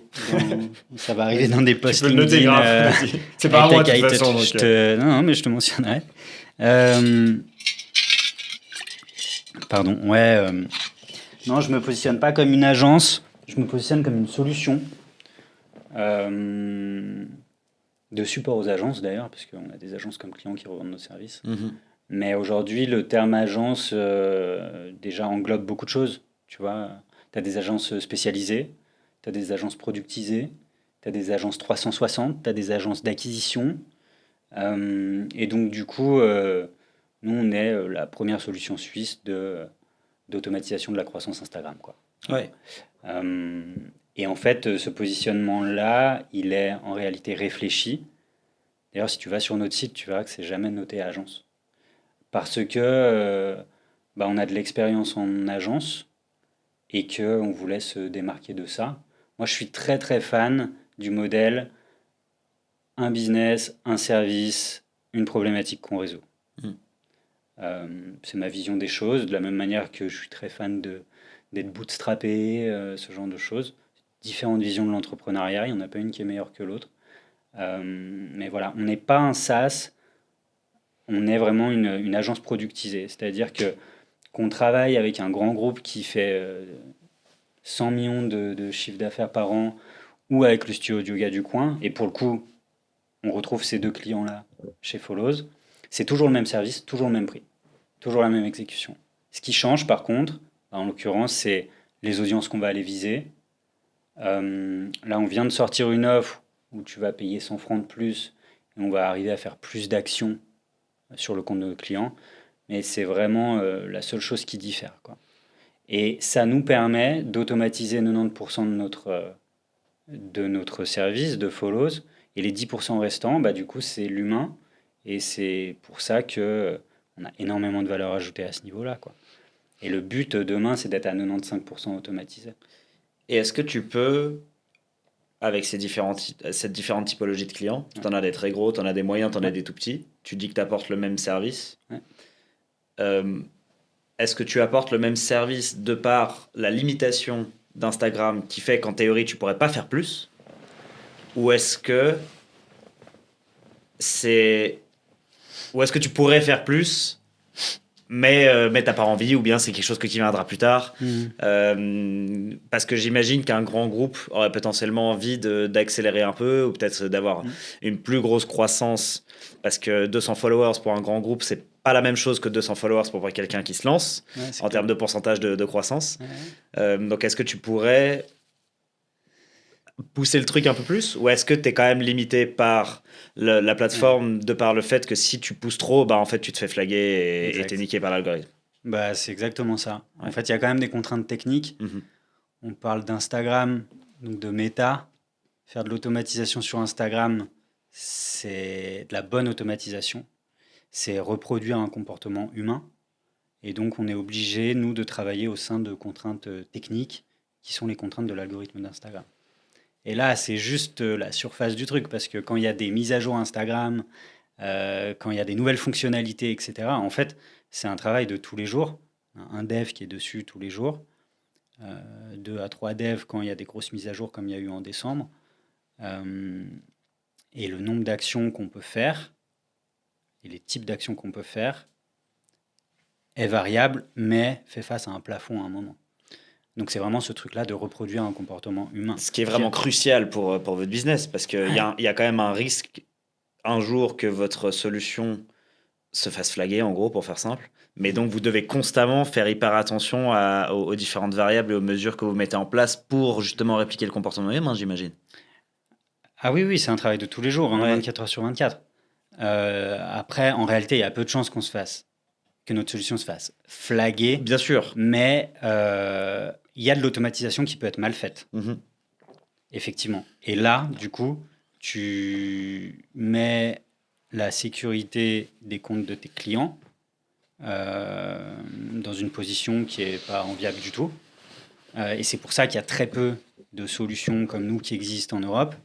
C'est parce que très peu de solutions arrivent à maîtriser ce niveau de technicité-là et ce niveau de sécurité-là, en fait. Nous, la meilleure, sans rentrer dans la secret sauce, mais en fait, la meilleure preuve qu'on a, c'est, bah voilà, ça fait 1 an, la Suisse romande, c'est un tout petit marché. Ça fait 1 an qu'on existe, 50 clients mensuels, jamais eu de problème, on nous recommande. Bon, ce qu'a priori, tout va bien, tu vois. Ouais. C'est très simple d'essayer de lancer un business comme ça, de faire des erreurs. Derrière, tu peux même pas croître, en fait, parce que le bouche-oreille marche pas et que... Mais est-ce que vous êtes arrivé rapidement sur cet équilibre? Parce que des gens, je pense que tu n'es pas le premier à avoir essayé d'automatiser l'acquisition de followers sur Instagram. Mm. Peut-être en Suisse, hein, mais dans le monde de Non, manière clairement générale. pas. Et c'est clairement, je pense que tout entrepreneur un peu débrouille a été sur Fiverr et a demandé à quelqu'un d'augmenter ses followers sur Instagram, Ouais, a remarqué que ça marchait pas du tout. ouais. T'as forcément été confronté à ça, je pense, à un moment donné, de dire mais qu'est-ce qui te différencie du Pakistanais qui m'a apporté 2000 followers, mais c'était que des bots. Enfin, tu vois tu vois où je veux en venir. Ouais. Ce sweet spot de réussir à créer quelque chose d'automatisé qui ne se fait pas flaguer, c'est dur. Ouais. De le rendre, tu vois, de le rendre fonctionnel, de le rendre successful. Et je trouve que tu as trouvé un sweet spot qui est super intéressant. Ma question est, est-ce que tu es arrivé tout de suite à réussir, enfin, est-ce que ça marchait direct? Et je sais pas, tu as eu un coup de chance et on a testé un truc, ça marche super bien, let's go. Ou est-ce que tu as quand même des fois, enfin, je sais pas, tu as créé un compte Instagram et là, ça montait beaucoup trop vite. Oh non, mais là, ça va pas du tout. Enfin, tu vois, est-ce que tu as expérimenté un peu quand même au début? Ouais, bien sûr. Sans entrer dans les détails, oui, on a bien galéré à mettre en place la solution. Et encore aujourd'hui, tous les jours, Ça s'affine, ouais. c'est du travail, ça s'affine. Le premier succès de Follows, c'était un de mes comptes perso. Donc ça s'appelait pas Follows à l'époque. Vous pouvez aller voir sur Instagram, ça s'appelle generative.society. C'est un compte, ce qu'on appelle un feature account, qui met en avant des artistes d'art génératif. Okay. J'ai monté ce compte-là en 1 an, de 0 à, je pense là, il est à 12K. Donc en plus d'1 an, maintenant, en fait, il est inactif depuis quelques mois, mais en 1 an, on a fait plus 12K, quoi, en gros. Bon, il faut bien voir que c'est une niche très visuelle qui correspond très bien à Instagram, communauté hyper engagée. En plus, on a eu un peu de chance parce que c'est l'avènement de l'IA. Même si l'art génératif, l'IA, les algorithmes, la RPA, tout ça, les gens mélangent tout, mais on était au bon moment, au bon endroit. Et sur ce compte-là, Generative Society, c'était un de nos comptes test. Et il y a eu... enfin, on a tout eu, quoi. Donc... c'est le survivant de ce qui était Follows. C'était un peu ton test, quoi. Enfin, ouais, c'était mon MVP. C'était mon MVP, ouais. Exactement. Je rebondis juste sur ça parce que, et on en a parlé un petit peu avant, c'est le contenu. Ouais. Il y a certaines marques qui vont être, ou certaines marques ou certains types de contenus qui vont beaucoup mieux marcher sur Instagram. On est d'accord qu'Instagram, c'est une plateforme visuelle, c'est une plateforme où les gens veulent de l'interaction, ça doit être beau, ça doit être cool en termes d'interaction, etc. Est-ce que pour toi, tous les business peuvent réussir sur Instagram ou pas? Question 1. Question 2, qui est la suite logique de ça, quel est le type de contenu qu'il faut faire et qui marche bien sur Instagram pour réussir soit de manière organique, soit avec Follows, de croître de manière efficace? Bon, déjà, Follows est un amplificateur de la même manière que faire des ads va amplifier le business de votre client. Oui. Okay. L'automatisation, c'est pas une baguette magique. Si tu fais n'importe quoi, on va pas réussir à mettre des diamants sur ton n'importe quoi. Voilà. Cela étant dit, il y a... Alors, ma première réponse serait tous les business... il y a des business qui sont plus avantagés que d'autres pour réussir sur Instagram. Voilà. Ça dépend de ce qu'on appelle réussir, en fait. Est-ce que c'est générer du cash? Est-ce que c'est acquérir une notoriété multicanale, etc., etc. Très empiriquement, nous, on a des clients. Donc, on a du B2C qui marche très bien. On a une violoniste en Suisse, par exemple, pour qui on génère plus 1000 abonnés qualifiés par mois. C'est énorme. Trop bien. Pour 350 francs. Tu vois. Ouais. C'est 30 centimes l'abonné. c'est des coûts hyper compétitifs. J'imagine pas qu'elle est comme douée. Elle est Elle douée. elle joue très très mal. Ça pourrait être drôle à part ça. Je suis sûr que ça pourrait marcher. Tu fais un compte où c'est toi qui joues au violon et tu joues ultra mal. On va faire un test, voir si Follows est vraiment bon ou pas. C'est Le gros clair. challenge. Non, elle joue super bien, son contenu est incroyable. Elle joue du violon en haut des montagnes enneigées. Enfin, c'est absolument incroyable. C'est taillé pour Instagram, quoi. Ouais. On a des clients en B2B. Comment je peux en parler sans les citer? Ils font des roulements de haute précision pour genre l'industrie aéronautique, tu vois. Moins C'est sexy que pas le le truc violon, le quoi. plus sexy, moins quoi, ouais. sexy. Moins sexy que le Moins violon sur la sexy. montagne. Je suis Tellement d'accord. moins sexy. Et le premier mois, pour eux, on fait plus 350 abonnés qualifiés. Parce que leur stratégie de contenu, en fait, elle est trop bien. Ils montrent, alors ils parlent pas des roulements. Putain, j'aurais jamais pensé parler de roulements de roulements haute de- précision dans ce podcast, mais ils parlent pas des roulements de haute précision. Ils montrent comment c'est utilisé dans l'industrie aéronautique. Ils montrent comment c'est utilisé pour les gars qui font du vélo, tu vois, de descente, et où en fait ça va améliorer les performances. Enfin, tu vois, ils prennent un angle storytelling créatif. Parfois, ils parlent un peu d'anecdotes sur l'ingénierie de telle ou telle chose. Et donc, ils vont vraiment aller toucher des communautés à qui ça parle, tu vois. Et le ciblage qu'on a fait pour eux, c'est justement des communautés qui sont soit des gars qui font du vélo, soit des gars qui sont fans d'avions, d'aéronautique, soit des gars qui sont intéressés par l'ingénierie, tu vois. Et donc, en fait, ce mix, ce parfait, ce savant mélange de contenu bien pensé et d'audience qu'on va aller toucher, ça marche bien. Donc, pour répondre à ta question, a priori, si réussir peut être polysémique, donc que ce soit avoir de la notoriété, générer du cash ou autre, oui, tous les business peuvent réussir sur Instagram. Ensuite, effectivement, il faut arriver à créer du contenu qui répond au code de la plateforme. Et ça, c'est un vrai challenge, enfin, vous le savez mieux que moi. Et donc, les best practices pour le contenu aujourd'hui, mais en fait, c'est changeant. Déjà, il y a un peu quelque chose à dire qui est hyper important, c'est que le plus important, je pense, c'est vraiment, et c'est un peu cliché, mais c'est vraiment de s'éclater. C'est-à-dire que si on vous dit faites de la vidéo face cam en 9/16e avec un scroll stopper et puis un call to action à la fin, machin, et qu'en fait ça vous met la tête comme ça et que ça devient une tannée de le faire et qu'au bout de 3 semaines vous laissez tomber, même si c'est des best practices, faites-le pas, faites quand même un peu ce qui vous fait kiffer et quelque chose sur lequel vous pouvez capitaliser sur le long terme. Il y a 3 grands piliers pour réussir sur Instagram. Il y a la qualité du contenu, évidemment, ça c'est sur toutes les plateformes. Il y a la régularité. Il faut poster régulièrement et sur un temps plutôt long. Puis il y a l'engagement, c'est ce que nous on fait avec Follows. Engager avec sa communauté, engager avec la communauté cible qui n'est pas encore abonnée à notre compte. Okay. Donc pour répondre à ta question, je donnerai ces 3 piliers-là. Et pour les best practices, ce qui marche aujourd'hui très bien sur Instagram, c'est évidemment la vidéo. Pourquoi? Parce que c'est ce qui est le plus poussé. Au début, pour répondre aux concurrents TikTok. Aujourd'hui, on voit que sur Instagram, on a un feed Discover qui est dédié à la découvrabilité des nouveaux contenus.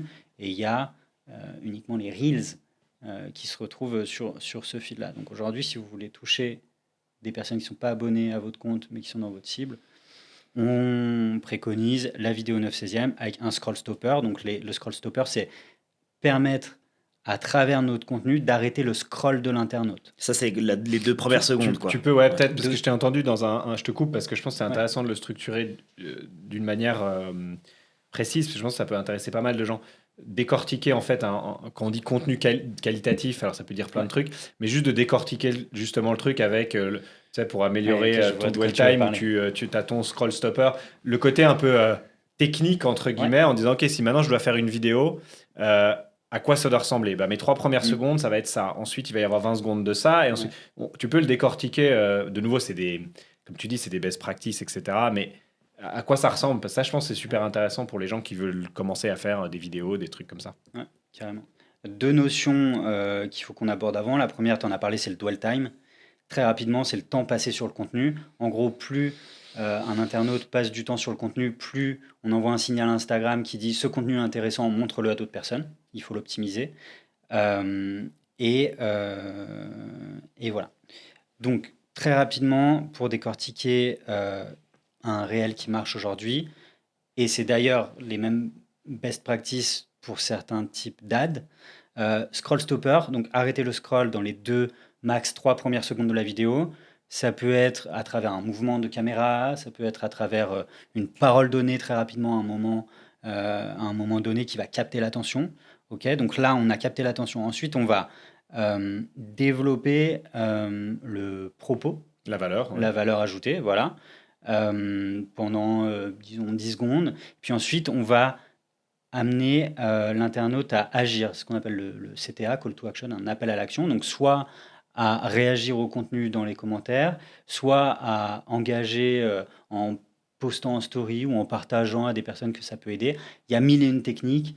Je peux vous en donner 2 ici, qui sont un peu sneaky, mais qui marchent très bien du coup pour augmenter le dwell time. La première, c'est de mettre du texte sur le réel qu'on va poster et faire afficher le texte de manière très succincte, de telle sorte qu'on ait à repasser le réel Ah, 2 c'est fois. pour ça. Je me suis fait snaker tellement de fois alors. Oui. Je suis un peu un amateur. T'essaies de poser au moment où. Oui, parce que le signal que t'envoie Instagram, c'est mais ce réel a été vu 3 fois en fait. Je suis vraiment un Et touriste. pas une moi. fois. Ok. Il y a le fait d'avoir des loops, donc des boucles dans les réels où la fin et le début finalement sont liés. Et comme ça, tu sais pas Voilà, quand et t'arrêter. comme ça, exactement. Et une troisième qui est un peu moins sneaky et en réalité qui apporte aussi de la valeur ajoutée aux créateurs de contenu, c'est de développer un propos dans un réel de 15 à 30 secondes et ensuite de continuer le développement de ce propos-là dans la caption, donc dans la légende du réel. Ok, de telle sorte qu'on regarde le réel, ok, on est hooked, donc on est pris par le contenu et on va aller plus loin en lisant la légende, donc le dwell time est optimisé. Et ça permet ensuite d'engager en commentaire sur le propos mentionné dans le post, quoi. Ton dwell time, il est calculé sur ton post et pas forcément que sur ta vidéo, ça veut dire. Exact. Sur le temps passé sur le post. Sur le post. Ok. Ouais. Donc, ça peut être la vidéo comme la caption Ouais. dessous. Ouais. Ok. Et comment tu vois le rôle du community manager aujourd'hui, du coup? Parce que en grosse partie, le rôle du community manager, c'est de gérer la communauté, d'essayer de faire l'augmentation des followers, Ouais. etc. Est-ce que tu es le Dali des graphistes? C'est-à-dire que tu es venu piquer le job au community manager? Non. Ou est-ce que, au contraire, les community managers, tout comme les graphistes devraient utiliser Dali pour améliorer leur travail de graphisme, les community managers devraient utiliser Follows pour améliorer leur performance en community management? Je te remercie beaucoup d'avoir tourné ta question de cette manière. De manière positive, Ouais, évidemment. ouais. Non, nous, alors, le rôle de community manager, aujourd'hui, le terme community manager est hyper galvaudé. Beaucoup de gens ne savent pas ce que c'est exactement, donc mettent tout dedans. Ils disent, on va embaucher un community manager, tu vas être graphiste, tu vas gérer la communauté, donc engager en DM, etc., répondre aux questions, poster, Faire des campagnes. faire des campagnes. Oui, c'est Ouais, dingue. non, mais c'est vrai, Faire hein. des campagnes Dans la d'ads. plupart des job descriptions C'est fou. de community manager, il y a faire les campagnes, Ouais. pour la plupart. C'est fou, ça m'en dingue. Mhm. Voilà, plus, tu vois, et pourquoi pas arroser les plantes et faire le café, quoi. Enfin, c'est dingue. Non, mais c'est pas ça, un community Non, mais c'est vrai, manager, c'est tu vois. fou la quantité de tâches Mm. qui sont dans le job description d'un community manager parce qu'on se rend pas compte le temps que ça prend et à quel point c'est dur. C'est clair. Et en plus, quand tu as un manager qui dit, bon, là, mon coco, fais-nous une vidéo, faut qu'on parte viral. Genre, J'adore. Et on ça. n'a pas de budget. on n'a pas de budget. Et c'est Voilà. pour demain. Et j'ai vu que Ryanair l'avait fait sur TikTok. Oui, bon, c'est pas la même chose, quoi. Et il faut que ce soit fait pour demain, ouais, exact. Donc aujourd'hui, le rôle du community manager, il est multiple. Je pense, sans rentrer trop dans le détail, je pense qu'il y a un besoin d'éducationnel là-dessus, de justement redéfinir le scope de ce qu'est un community manager. Et pourquoi pas, du coup, si le scope est élargi, augmenter leur salaire, en fait, parce que ça fait aussi partie des problématiques. Et pour répondre à ta question, non, Follows ne vient pas remplacer le travail des community managers. Follows est plutôt le joker, un support des community managers sur la croissance d'une communauté. C'est-à-dire qu'un community manager, très simplement, et sans parler de toutes les tâches qu'on leur donne aujourd'hui, mais on peut scinder la mission en deux. La première, c'est créer du contenu de qualité qui apporte de la valeur ajoutée à son audience. Et puis la dernière, c'est avoir une routine d'engagement. La routine d'engagement, c'est interagir avec les personnes qui sont dans ta cible, mais pas encore abonnées à ton compte. De la même manière que dans le physique, tu irais poser des flyers de partout pour qu'on te découvre et pourquoi pas que demain on aime tes services et qu'on devienne tes clients. Ok. Donc la routine d'engagement, ça fait partie du travail du community manager. C'est ce que nous, on a automatisé avec Follows. Un humain peut le faire peut-être auprès de 300 personnes par mois. Nous, on le fait en moyenne auprès de 3000 personnes par mois. Ok. On dégage ce temps-là aux équipes social media pour qu'elles puissent se concentrer sur toute la valeur ajoutée qu'elles peuvent apporter, donc la création de contenu. Et on permet en plus, à travers l'automatisation, d'optimiser cette routine d'engagement, etc., etc. En fait, la punchline, quand j'ai des calls à la fin, c'est de dire, bah voilà, en fait, sur cet objectif-là de croissance de communauté, on est à 350 francs par mois, donc 10 fois moins cher qu'un community manager, 10 fois plus performant. Surtout, on libère du temps à vos équipes pour que leur valeur ajoutée, elle soit au bon endroit, en fait. Donc, on ne vient pas remplacer le travail de community manager, on vient au contraire aider les community managers dans ces tâches qui sont chronophages et répétitives et qui ont quand même de la valeur ajoutée pour que eux puissent se concentrer sur tout le reste, et c'est déjà beaucoup, quoi. Ouais. Tu vois. Et le community manager, son rôle généralement n'est pas que non plus quantifier Instagram. Il y a aussi d'autres réseaux. Ouais. Et pourquoi vous, Instagram spécifiquement, plutôt que LinkedIn ou Facebook, ou on peut aussi parler peut-être des réseaux un peu plus récents comme Discord ou autres. Est-ce que pourquoi ça? Est-ce que c'est possible de le répliquer sur d'autres plateformes? Est-ce qu'il n'y a pas forcément envie, pas forcément nécessaire? Tu peux automatiser beaucoup de choses. Pourquoi Instagram? Comme on en parlait tout à l'heure, un business, un service, une cible. C'est plus d'un point de vue entrepreneurial, positionnement aujourd'hui. Il s'avère qu'on propose parfois de l'automatisation sur d'autres plateformes, notamment TikTok. C'est pas quelque chose sur lequel on s'est aujourd'hui positionné fortement. Donc ça c'est pour Follows et l'automatisation. Ouais. LinkedIn et Facebook, c'est d'autres manières d'automatiser. LinkedIn, tu as beaucoup de copywriting, donc tu as des variables du coup très variables pour le coup selon ton client. Aujourd'hui, Instagram, ça nous prend tout notre temps. On l'a dit tout à l'heure, c'est technique. Donc, pour délivrer le maximum de valeur ajoutée à nos clients, on se concentre là-dessus. Potentiellement, demain, on ira ailleurs, mais c'est pas du tout prévu. Tirer où ailleurs? Dans une autre boîte, Productized Agency, demain, imaginons, tu as 200, tu vends la boîte à 200, je sais pas, peu importe, on va dire que tu as un succès avec fin 2025 avec Follows. Ouais. Tu peux te sortir du temps ou tu peux même t'en sortir complètement. Ouais. C'est quoi ça peut changer, mais si demain tu devais refaire une Productized Agency, ce serait quoi? Peut-être déjà, j'imagine que tu as déjà pensé, ce serait laquelle? J'adorais productiser la création de contenu, du coup. Même si y a beaucoup de variables, c'est possible si on réfléchit au modèle Productized Agency. Typiquement, tu vois, ce que fait Design Joy aux États-Unis, où en fait, tu productises les process et puis après, pour chaque client, c'est du sur-mesure. Je suis en train d'y réfléchir. C'est possible qu'il y ait 2-3 trucs dans les tiroirs. On pourra en parler, on l'a essayé de le faire, on s'est planté. Ouais, ok, volontiers, ouais, carrément. Non, mais ça veut pas dire que on a de loin pas tout fait juste, mais on a essayé de le faire à l'époque, pas du tout avec Simba, mais on a essayé de le faire à l'époque, et c'est vrai que c'était sur le design, Design Joy, etc. Ouais. C'était copycat de Design Joy et autres. Ouais. C'était assez complexe. Je trouve par contre dans la création de contenu, ce qui est maintenant intéressant et ce on voit pas mal de boîtes en France, c'est la création UGC, tu vois, petite vidéo et tout. Ouais. Ça peut être productisé, à mon avis. Et le deuxième que je trouve vachement intéressant, mais en Suisse, de nouveau, on peut en parler après, mais on a toujours un train de retard, c'est Discord, où tu vois LVMH, machin et tout, qui commence à faire des Discord. Honnêtement, demain, j'ai l'impression qu'on lance une boîte Discord en Suisse. Je pense que tu n'auras pas beaucoup de clients parce que les gens ne savent même pas ce que c'est. Mais je trouve vachement intéressant. Et est-ce que ça va arriver un jour et du coup, tu te positionnes comme le premier? Je ne sais pas. Mais on voit que ça commence à arriver. Je trouve ça vachement intéressant. Discord, c'est incroyable. D'ailleurs, on a on peut en parler peut-être après, mais on a des amis en commun qui font ça et pour qui ça marche très bien. Effectivement, donc on parlait du rôle du CM, c'est aussi aujourd'hui justement d'animer des communautés pour créer une appartenance, une identification à une marque, à une vision. Okay, c'est vraiment un travail de tous les jours. Ça se passe sur Twitter, ça se passe sur Discord, ça se passe beaucoup dans le Web3. Donc du coup, effectivement, Discord, c'est clairement le futur. On voit d'ailleurs, sans les nommer, des agences en France qui élargissent leur service avec du rachat d'agences spécialisées dans l'animation Discord. C'est pas pour rien, ça va sûrement arriver à un moment en Suisse. Je suis d'accord avec toi, je pense que c'est un peu trop early. Pour moi, c'est clairement pas dans la roadmap.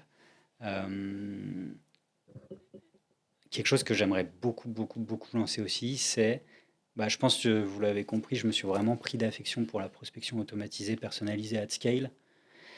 Et j'adorerais. Alors, il y a déjà pas mal de solutions qui existent en Suisse, mais plus ça va, plus je me rends compte que on peut amener ce service-là un step au-dessus.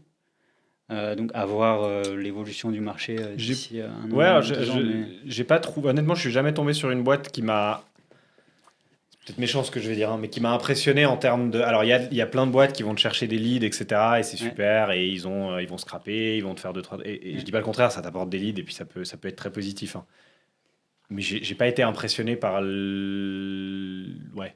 De tout ce que j'ai pu voir, ça fait quand même pas mal d'années que j'ai regardé, que j'ai vu, enfin, j'en ai testé, j'en ai fait plein. Il n'y en a pas Hmm, un où j'étais là, ah ouais, attends, le truc qu'il va me mettre en place, c'est une machine, c'est un truc de ouf, etc. ouais. C'est pas moi C'est qui l'ai dit. c'est pas, je sais pas, hein, Ah peut-être que oui, c'est salaud ce que je dis non, et mais quelqu'un va me dire, non, non, en mais réalité, je suis c'est d'accord pas avec ouf, toi. Bon, non? je connais C'est très deux, trois basique, on va acteurs dire. qui C'est sont. très basique.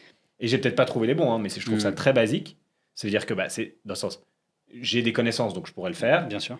Et moi, je cherchais justement quelqu'un qui va m'amener à un truc où t'es là, attends, Hmm, ok, j'ai des connaissances, mais là, t'es genre bien au-dessus de ce que je peux faire, vas-y, ouais. fais-le, quoi. Moi, j'ai rencontré en Suisse, sans les nommer, deux personnes qui ont des agences Bah, s'ils sont bons, tu peux les nommer, qui hein. sont S'ils vraiment sont mauvais, non, mais. très bons. Devlo, Ok, typiquement, ouais. est une agence Ouais. vraiment assez incroyable. Charles, quelque chose, ouais. Ouais, Charles Perret qui gère ça, a réussi à craquer le truc, je pense. Mais sinon, oui, pour le reste, il y a toujours Il y a de des la choses à place. faire. Mais Ouais. il y a quand même des très bons Ok. en Suisse. Euh, Je lui avais parlé, mais on n'a jamais utilisé le service ouais. et tout, mais ok. Ouais. Toi, tu dis qu'ils sont. Je pourrais te mettre en relation. Franchement, c'est quelqu'un de très intéressant qui connaît très bien son sujet. Et d'ailleurs, c'est marrant parce que on parlait de Lemlist tout à l'heure. Lui, typiquement, il a été. Si tu vas sur Lemlist, en fait, il y a sa photo. Parce qu'il a été plusieurs fois Lemlister of the Week, ou Ah tu oui, sais, c'est c'est les vrai. top Ok. machin. Et c'est marrant parce que. Et pourquoi je te parle de la prospection? Parce que je parlais avec quelqu'un de Lemlist récemment qui a regardé nos campagnes 2023 et qui nous a aussi proposé d'être dans les Lemlister of the Week. Machin. Ok. J'ai pas eu le temps de m'en charger, mais pour te dire, c'est vraiment un truc qui me passionne. Enfin, Ouais, je trouve ça c'est cool. génial. C'est comme de la magie que tu rationaliserais. Tu vois, c'est souvent le cas de la tech d'ailleurs, c'est que c'est de la magie tant que tu l'as pas rationalisé. Tu vois, donc ouais. Ce qui est dur dans ce monde, je trouve, c'est aussi une fois que tu as trouvé la solution, tu as très vite des gens qui viennent te copier derrière. Ce qui est intéressant aussi dans ton cas. Ouais. Aujourd'hui, tu es seul sur le marché suisse romand, comme tu l'as Ouais. mentionné. Je me rends pas compte de la difficulté de faire ce que vous faites. On Ouais. parlait tout à l'heure du sweet spot, etc. Ouais. Est-ce que tu vois des concurrents arriver sur le marché gentiment? Parce que j'imagine que quand ça marche, ça fait tendre des oreilles et du Ouais. coup, tu C'est vois, vrai. comment est-ce que tu vas commencer à gérer ça? Parce que ça va probablement arriver. Est-ce que c'est une difficulté déjà aujourd'hui que tu dois gérer ou pas? Et est-ce que tu as déjà pensé un petit peu à comment vous pouvez continuer à vous différencier sur le marché malgré une concurrence qui va probablement arriver si ça continue à être successful comme ça l'a été jusqu'à maintenant? Très bonne question. Clairement, je pense qu'on va avoir l'émergence de concurrents suisses en Suisse émerger dans l'année et demie qui arrive. Mhm. Le but de Follows, depuis le début, en fait, je suis au courant que ça peut potentiellement arriver. Du coup, on a un branding qui est assez fort et on a un pool client qui est de plus en plus large. Aujourd'hui, quand tu es en contact avec Follows, tu peux. Déjà, Follows, on est suisse en fait, tu vois, il y a un positionnement très suisse. Mm. Très. nous, on est à Genève, on peut se déplacer si vous voulez, on a une solution technologique. On parlait de l'humain tout à l'heure. En fait, tout ça en fait partie. Bien sûr qu'il y a des concurrents qui peuvent venir des États-Unis, de France, de Pologne, mais je peux t'assurer, pour avoir fait plus de 250 calls en 2023, que quand les gens me disent, bah, en fait, je t'ai répondu parce que Follow, c'est en .ch, on parle la même langue, je sais que t'es à Genève, viens me voir, je suis à Lausanne. Ouais, et en fait, j'ai vu que tu bossais avec tel client que je connais bien parce qu'en fait, on était en Valais ensemble à un moment, et bah, ça change tout. En fait, t'as un espèce de... c'est peut-être pas le bon mot, mais communautarisme, c'est pas le bon mot, mais de protectionnisme suisse, tu vois, on est en Suisse, c'est une solution suisse, on travaille avec des Suisses, on est reconnu. Donc le but aujourd'hui de Follow, c'est d'être leader pour que demain, s'il y a une concurrence qui arrive, on ait été les premiers en Suisse et que si la concurrence, elle vient d'ailleurs que Suisse, en fait, on est suisse. Et on a des clients suisses et on connaît les gens avec qui vous avez bossé et on bosse avec eux et du coup, on peut se faire confiance. Est-ce que j'ai répondu à ta question ? Ouais, c'est intéressant. Je me demande à quel point justement le positionnement Swiss Made est vraiment un avantage concurrentiel sur le long terme. On est assez communautaire en Suisse. Hein. Ouais. On aime bien parler avec des gens qui sont suisses, quoi. C'est con, Ouais, mais dès le moment où ça vient d'ailleurs. T'es pas suisse, toi. Ah ouais. Ah, mais t'es français ? T'es pas suisse. D'accord, ok. Ouais. Bah, t'es pas vraiment comme nous, quoi. Ouais. Et c'est cette espèce de pseudo-racisme un peu inculqué dans notre. Qui est un peu. Voilà. On en pense qu'on veut, mais c'est un peu la réalité. Ouais. Et nous, on joue un peu. Enfin, on joue là-dessus. Je pense que toute entreprise suisse joue là-dessus parce que tu as la possibilité de le faire. Je trouve intéressant aussi. J'en parlais avec je sais plus qui, mais le fait que ça s'exporte aussi énormément. Je sais plus dans quel contexte c'était, mais c'était très intéressant de voir. Moi, je me rendais pas compte à quel point le Swiss Made aujourd'hui encore avait de la valeur à l'international. Mais ça l'a, en tout cas. De ce que je me souviens plus de la conversation, je me souviens plus du sujet, mais je me souviens que cette personne m'avait expliqué qu'ils avaient une boîte qui était exportée aux États-Unis notamment, et que même encore à l'international, le Swiss Made a encore beaucoup de valeur. Cependant, ce que j'ai trouvé intéressant, c'est que pour qu'une boîte puisse poser le label Swiss Made sur son entreprise, il doit y avoir 51% de la production qui doit être faite en Suisse. Ce qui veut dire qu'il peut y avoir 49% qui est produite ailleurs. Okay. Ce qui est quand même assez intéressant. Donc tu peux poser ton label Swiss Made pour autant que ton entreprise officiellement soit à 51% en Suisse. Ce qui est intéressant parce que ça te permet de garder toujours ce pied en Suisse, mais ce qui te permet peut-être d'aller passer un peu plus de temps au Japon, par exemple.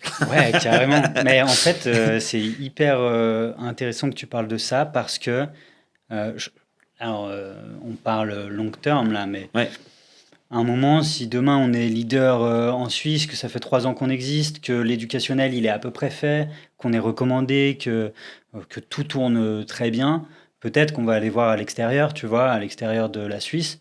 Moi, je me nourris beaucoup de ce qui se fait aux US.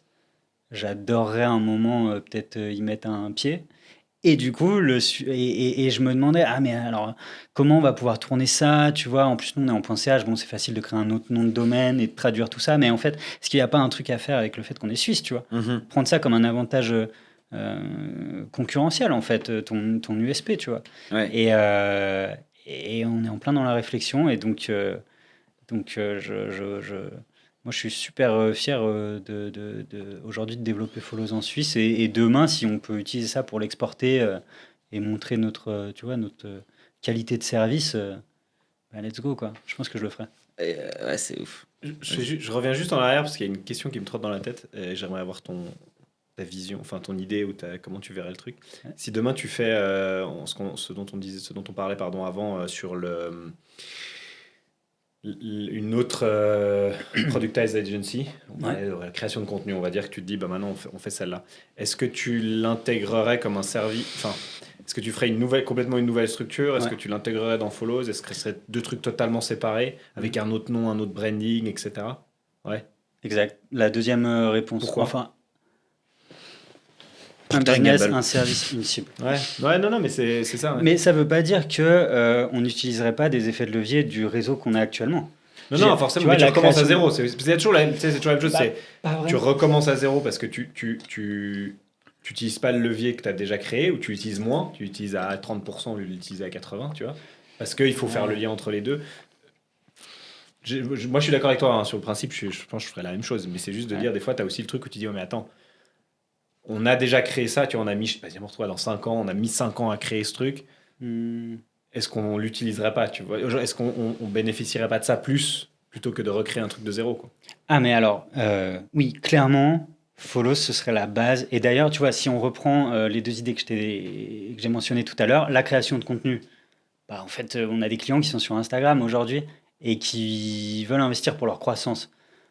Et on a régulièrement des clients qui, du coup, nous font confiance et qui nous disent bah, vous faites pas de la création de contenu? Bah non, on va vers des partenaires, tu vois. Et aujourd'hui, on ne veut pas du tout gérer ça, mais tu vois, demain, si on arrive à le productiser, bah voilà, on a une liste, on a une emailing list de X centaines de clients qui Non, sont c'est juste, actifs, mais tu tu dois vois, et te qui nous font recréer, déjà mais tu dois te confiance. recréer une, tu Ouais, dois te pour la recréer une création. image de on est les spécialistes de la création de contenu pour Instagram. Ouais, Avec la boîte qui s'appelle XYZ. ouais, Tu Studio dois Follows. ouais, tu dois recréer ça, Ouais, tu mais vois. Studio Follows, je sais pas, je créerais un truc. Là, en Avec tête, un j'ai petit Studio lien, ouais. Follows aujourd'hui. Ouais, ok. Mais Ouais, Je sais donc pas, tu parce le que lirais nous- quand même, mais un produit oui, différent. oui, Nous, on oui. En fait, ce serait je pense, une extension, tu vois, mais c'est comme la prospection. Tu peux très bien le tourner en disant, bah, aujourd'hui, ce qu'on fait de nous, c'est de la prospection automatisée sur Instagram, tu vois, auprès de Mhm. tes leads. Et bah, si tu veux aller plus loin et sortir des réseaux sociaux, on peut faire de la prospection pour toi, XYZ, tu Ouais, c'est intéressant. Parce que dans le futur, dans 5 ans, vois. Ouais, donc aujourd'hui tu as Follows, tu imagines Studio ouais. Follows, comment tu visualises la croissance déjà de Follows et peut-être ta croissance aussi entrepreneuriale sur les 5-10 prochaines années? Il y a le studio, est-ce que tu as encore d'autres idées derrière? Est-ce que tu as envie d'être le roi d'Instagram du monde? Enfin, j'en sais One rien. Stop Shop. Comment tu visualises un petit peu quelle est ta vision? Je sais pas si on peut dire que c'est une vision très suisse. Mais en fait, j'ai des. La fame n'est pas très important pour moi. Je m'en fous qu'on dise Lucas de Follows, il a fait ça et en fait c'est le top of mind. Je veux que Follows soit top of mind, mais moi personnellement, euh, je veux créer des business qui sont pérennes, qui aident vraiment les gens avec un service de qualité, idéalement sur le plus mass market possible et le plus automatisé possible pour que la valeur ajoutée soit. Pour que tu puisses partir au Japon. Pour que je sois sorti au Japon. Voilà, donc pour répondre à ta question, je me prends de plus en plus au jeu, non pas de celui qui fera le plus de chiffre d'affaires, tu vois, mais plus à celui qui construira le business le plus périn et le plus qualitatif, tout en respectant. Je crois pas trop tu sais, à l'équilibre vie pro vie privée. Enfin, moi, je m'en cache pas. Je mange Follows. Quand je prends ma douche, je pense à Follows. Quand je dors, je rêve de Follows. Enfin, tu vois, c'est genre, je, je- ma, ma- toute ma matière grise, une grande partie de ma matière grise est passée à l'optimisation de Follows et de tout ce qui va avec, donc la satisfaction client, le service en soi, la techno, etc., etc. Tu vois. Donc aujourd'hui, je suis vraiment focalisé 100% là-dessus. Et demain, j'aimerais que ce soit un business qui soit périn, quoi. Et voilà. Mais tu vas rester focalisé sur Follows ou est-ce que tu auras quand même envie de créer des boîtes supplémentaires Ouais, qui complémentent le service? oui, Ouais, c'est je quelque pense. chose, c'est dans ton ambition. On Ouais, parle du studio, mais potentiellement, est-ce que tu as oui, d'autres idées déjà qui te viennent à non, l'esprit? Pas non. encore. Aujourd'hui, c'est Follows et le studio Ouais. Follows potentiellement un peu plus tard. Mais même le studio Follows. En fait, Ouais, en bien sûr, réalité, aujourd'hui, c'est Follows. mais je suis 2000% focus sur Follows. Je Ouais. ne fais que ça, je ne pense qu'à ça. Enfin, je rassure tout le monde, hein, ma santé mentale va bien, j'ai une vie sociale géniale, je vois mes potes régulièrement. Au Japon, j'étais avec ma copine, ça s'est super bien passé, tu vois. Mais tout le reste, par contre, Ouais. voilà, focus. Et en fait, je pense que c'est ça. Je te jure, j'y croyais pas avant, mais l'edge, c'est ça. C'est en fait, je rencontre de plus en plus d'entrepreneurs qui sont comme ça, qui disent, mais en fait, mon focus, il est là-dessus, et je ne me défocus pas. Et en fait, je crois que ça, soit tu l'as pas, mais si tu dois l'apprendre, en tout cas, je pense que ça passe par la souffrance, quoi. Vraiment. Et moi, j'ai de la chance, je l'ai, tu vois. Et en plus, je suis pas tombé dans les pièges j'ai eu de la chance de pas tomber dans les pièges de l'entrepreneuriat. Je suis assez, tu vois, les pièges classiques, genre, tu vois, Moi, par exemple, je suis pas très. C'est lié à ma personnalité. Les soirées de réseautage, je pense que c'est très bien pour certaines personnes. Pour moi, beaucoup moins. Tu vois, donc je suis pas allé passer mes soirées à essayer de vendre mon business, etc., etc. Non, j'ai créé Follows, le branding. Là, je pense qu'on arrive à quelque chose qui est top. La recommandation client, elle est bien. Le service, il est nickel. Voilà, je me suis concentré là-dessus, quoi. Avant d'aller voir ailleurs, tu vois. Mon temps, il est que sur Follows. Je fais du sport, je fume plus, je fais attention à mon sommeil. Enfin, tous les trucs clichés que tu peux voir, tu vois, je me complémente. Je fais du yoga. Enfin, vraiment, je suis méga dans le cliché. Mais en fait, bah ouais, mais en fait, si je fumais, si je faisais la teuf, si machin, si truc, je suis pas sûr que j'arriverais à avoir la croissance qu'on a eu pour Follows en 2023. Tu vois ce que tu disais tout à l'heure, ça Le fait à peu focus, près bon, 6 moi, le mois. focus, j'ai encore de la peine. Enfin, je sais que j'en aurais probablement toujours parce que ça Ouais. fait partie de moi. Hein, mais voilà, c'est assez chaud à gérer, je trouve. Et c'est pour ça que je suis toujours admiratif des gens qui arrivent à se focus sur un seul truc et faire que ça. Mm. Quoi. Parce que moi, j'arrive pendant une période et après, je sais pas, X temps, à chaque fois, Max, il me remet un petit coup de sur droit chemin. Bah, Mais moi, j'ai c'est vachement de dur, peine. hein. Moi, j'ai C'est beaucoup de dur. peine parce que c'est vrai que bah, tu sais, c'est cette phrase qui dit c'est tous, en fait, c'est plus important. Les choses importantes, c'est les choses auxquelles tu dis non. Tu sais, Ouais. ça, c'est plus important en fait de dire non plus souvent que de dire oui, etc. Et ça, moi, je sais que j'ai de la peine, quoi. Et j'en aurai de nouveau probablement toujours et tout. Et voilà, et c'est pas. Et non, et c'est pas Je grave. vivrai avec, hein, mais je sais que c'est assez chaud. Et je vois le bénéfice d'être focus sur un truc. Euh, mais je pense que voilà, après, moi, je sais pas si j'arriverai à ce niveau-là un jour, peut-être. Faut y croire, Alex. Mais je sais pas si j'ai. Non, mais tu sais, j'y Bah, pensais. de Non, mais toute tu rigoles, façon. j'y pensais l'autre jour. Je descendais du bureau, je descendais l'escalier au bureau. Et je pensais à ça, je disais, parce que je voulais être plus focus et tout. Et je me dis, mais oui, bien évidemment, c'est bien et tout. Mais même si maintenant, tu sais, c'est ce qu'il disait aussi Francesco quand on discutait tout à l'heure, etc. C'est de dire, mais est-ce que j'ai envie aussi de ça, tu vois? Exactement. Et de dire, bah oui, peut-être que si je le faisais, je gagnerais ça. Mm. Genre, je sais pas, 20% de plus de CA, j'en sais rien, tu vois, tu peux mettre un chiffre dessus. Mais est-ce que je le veux vraiment? Ouais. Parce que ça me rendrait peut-être malheureux, tu vois. Mm. Ou j'aurais pas mon truc, où ça me fait kiffer tout d'un coup je sais pas, de réfléchir à autre chose, de penser à autre chose. Tu vois, oui, je me distrais peut-être un peu. Enfin, je me défocus peut-être un peu. Mais est-ce que je le voudrais vraiment, tu vois? Ça fait partie aussi de mon équilibre en disant non, j'ai besoin de ça, tu vois. Et oui, c'est peut-être pas bénéfique parce que tu perds un peu, mais je gagne autrement. Je sais pas, j'y réfléchissais justement l'autre jour en me disant bah, peut-être que je gagne autrement, etc. Et que j'ai peut-être pas envie d'être non plus 100%. Tu vois, je serais peut-être toujours 90, 95, je sais pas. Mais je pense que tu as complètement raison. Mais, Et c'est pour ça voilà. que je disais que on le choisit pas vraiment, tu vois, et que si tu veux faire cet apprentissage-là, ça passe par la souffrance parce qu'en fait, bah, c'est pas vraiment toi, tu Non, vois. c'est atroce. Mais là, tu parles de ton studio. Pour moi, je l'aurais déjà essayé 40 fois. Tu vois, j'aurais déjà lancé. Ah Et ouais. ça aurait été une erreur, hein, je pense. Honnêtement, je pense que ça aurait été une erreur parce que t'aurais perdu de focus sur Follows, t'aurais pas mis tes process en place de la même manière, etc. Mais voilà, mais ça fait partie du truc, tu vois. Ouais. Mais c'est ce qui permet aussi de faire plus de choses, etc. Et c'est sympa, mais je sais que j'aurais eu de la peine par rapport à ça. Ouais. En fait, aujourd'hui, je sais plus qui disait ça. Je crois que Guillaume Moubèche, mais ça doit sûrement pas venir de lui, mais il a dit un truc qui m'a marqué, il m'a dit, mais en fait, si je le rapporte à Follows, moi, mon meilleur investissement aujourd'hui, c'est de mettre mon temps dans Follows, en fait. Il n'y a rien qui me rapportera plus. Et je parle pas qu'en termes financiers, tu vois. Franchement, avant de lancer Follows, euh, en fait, depuis que j'ai lancé Follows, j'ai l'impression que c'est bon, mon potentiel, il est un peu libéré, tu vois. Je kiffe, tu vois. Et, euh, et du coup, ouais, c'est le meilleur investissement possible, quoi, en termes de temps et d'énergie, etc. Pour moi aujourd'hui, tu vois. Je pourrais essayer de lancer Studio Follows, ou même, tu vois, d'un point de vue financier, je pourrais me dire, bah attends, on commence à faire un peu de cash, je vais mettre ça en bourse, ou je vais acheter un appart, ou ça. Mais non, en fait, c'est le plus grand rendement en termes d'émotion, de finances et de style de vie, bah aujourd'hui, pour moi, Il est c'est ça, là-dedans. tu vois. Aujourd'hui, peut-être Ouais, que non, après, demain, ça ce peut sera plus changer, le cas, mais, tu vois. mais Ouais. tu sais que J'ai pendant un l'impression. certain moment, en tout cas, c'est là-dedans. J'ai Non, mais après, même si l'impression. c'est faux, c'est égal. Au moins, tu as ta vision. Ouais, Et ouais. après, tu te plantes, ça fait partie du jeu. Hein, mais Ouais, au moins, tu as ta vision et tu dis, bah voilà, ça, c'était la vision. Et je pense que elle est juste d'une certaine manière. Et ça nous permet d'arriver à notre traditionnelle dernière question, Qui n'est pas des moindres. qui n'est pas des moindres. ok. Mon cher Lucas, que faut-il pour avoir une belle vie? Oh, waouh. J'étais pas du tout au courant de cette question. Mais on l'avait pas dedans, attends, on n'est pas. Ouais. Franchement,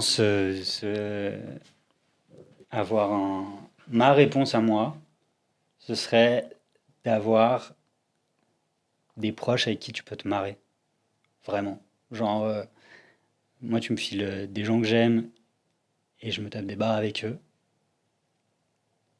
Et tout va bien. Mais, enfin, Le reste suivra. potes, copines, famille, tout. Tant qu'on Tes se relations, quoi. tant qu'on se marre, ça va, tu vois. Je vois, c'est le critère numéro un, quoi. Le jour où tu sais, il y a tellement de trucs à gérer, putain, faut au moins que tu te marres un petit peu, quoi. Vraiment, vraiment. Et le jour où je rigole plus sur Follows, bah franchement, je pense que je passerai à autre chose. Parce que sinon, ça vaudra pas le coup. Bon, on te le souhaite pas. Non. Bah, cool, bah, merci beaucoup. Merci pour aujourd'hui, c'était un plaisir de t'avoir. Merci à vous. Merci Et beaucoup. potentiellement pour une part 2 à un autre moment. Et puis longue vie à Follows. Et on se réjouit de voir déjà la suite parce que tu es arrivé jusqu'ici. Franchement, déjà un immense respect pour ça. En un an uniquement. En un an uniquement. C'est une belle success story. Et on te souhaite beaucoup de réussite pour l'avenir. Et puis peut-être voir un Follow Studios apparaître un de ces jours. Et voilà. Merci beaucoup en tout cas pour aujourd'hui. C'était cool de savoir. Merci à vous, les gars.